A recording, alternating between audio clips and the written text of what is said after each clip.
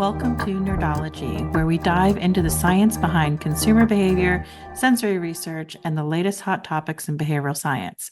Quick insights, expert reviews, and conference highlights, all in bite-sized form. Let's get nerdy.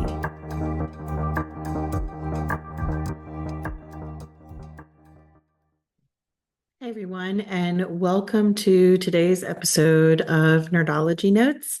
I'm excited to dive into a topic that's really been making waves at some recent conferences that I've been attending, emotion in consumer research and why we need to go beyond just measuring liking.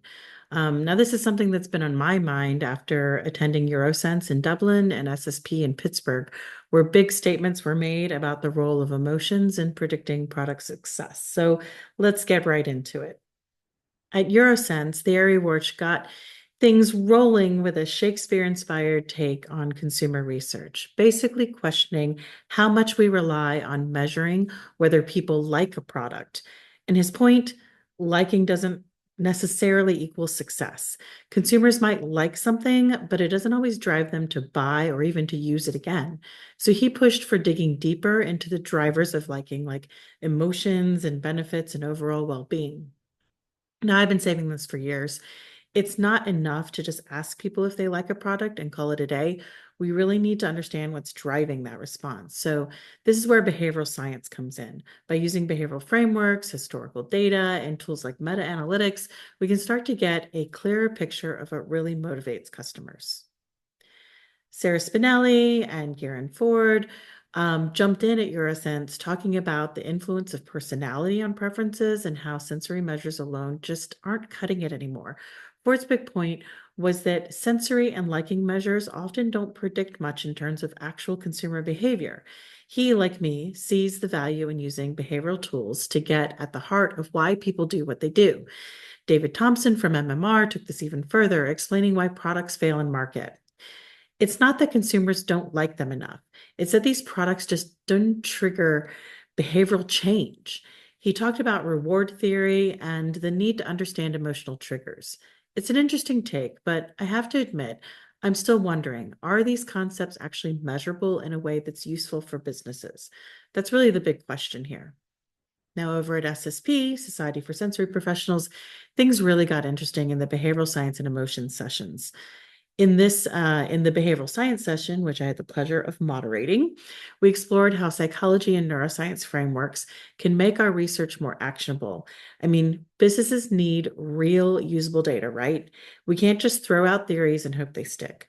We had great examples from Janavi Kumar and Megan Shoemaker at General Mills, showing how sensors in people's homes can track actual consumer behavior, not just what they say they do in surveys.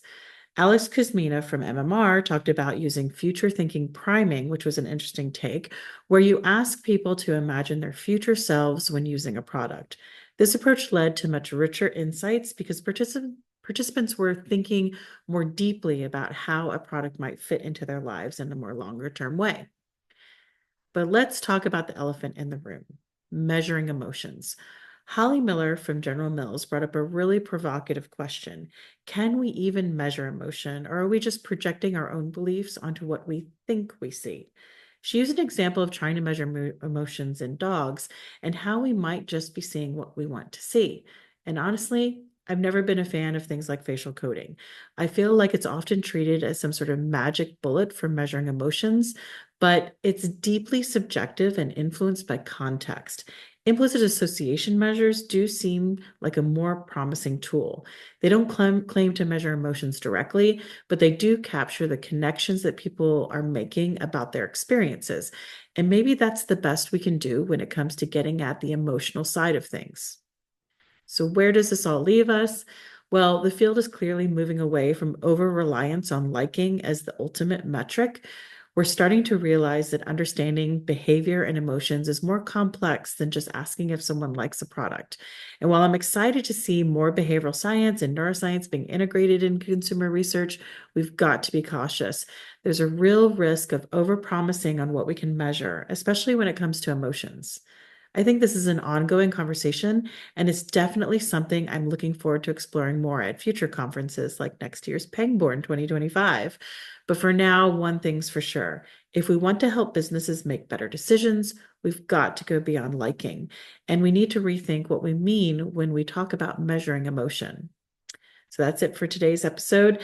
Thanks for joining me as we tackle this evolving space of consumer research. If you enjoyed this, make sure to follow, subscribe, or leave a comment, and I'd love to hear your thoughts. Until next time, keep pushing the boundaries of what's possible in understanding consumer behavior, and I will catch you later.